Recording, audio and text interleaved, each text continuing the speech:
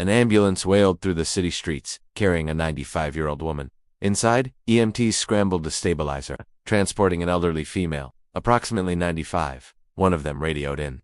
BP, 210, over 125, pulse, 190, O2, at 80, and falling fast. Beside the gurney, a young man sat, holding her hand tightly, tears streaming down his face. They burst through the hospital doors, and she was whisked away by a team of doctors. The young man, Mr. Anderson, was guided to the waiting room. The silence was deafening. Less than 30 minutes later, a doctor with a somber expression appeared. "Mr. Anderson," he called out softly. The young man stood, his eyes desperate. "Yes, that's me. Is she okay? My wife?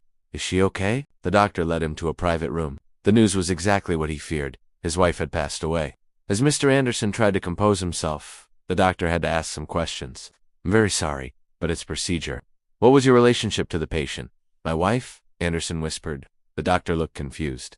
"Your wife?" "Sir, she was 95 and you appeared to be quite young. Are you sure? Perhaps a grandmother?" Anderson's voice grew firm.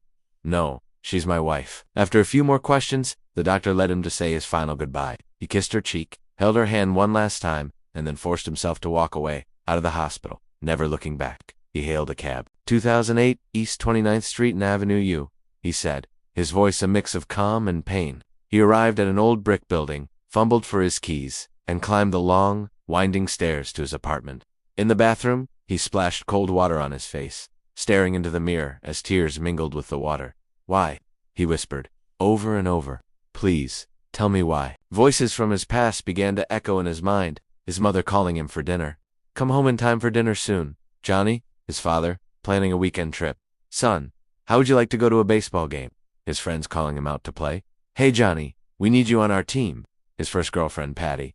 "Johnny, would you like to meet me after school?" All of these memories swirled in his head. His parents, his friends, they were all gone, passed away, decades ago, as all living things do. All but one, Johnny David Anderson, the man that never dies. He was born with a rare genetic mutation that granted him eternal life, frozen in the body of a 25-year-old. Today, he was 220 years old. The story begins in Brooklyn, New York, on March 9, 2025. John David Anderson. John A. was born to a middle-class family. It was a tough time. Gas was $25 a gallon, a loaf of bread was $12, but his parents, Alina and Albert, adored him. His older brother Peter was at first confused by this noisy little newcomer, but soon welcomed him with open arms. As Johnny grew, he seemed wise beyond his years, almost as if he'd lived before. By 9 or 10, he had the maturity of an adult, but people just chalked it up to kids advancing quickly these days. He was an average student with a close-knit group of friends he'd known his whole life. Life at home was normal. "Peter, clean up your room," his mom would yell. Peter would shout back, "Okay," but Johnny's on the window ledge again in his Superman costume. Johnny was a ball of energy. One time his mom found him, about to jump, yelling, "I'm able to leap tall buildings." Peter pulled him back just in time. "That was a close one," he'd laughed. "Can't we just tie him up for a while?"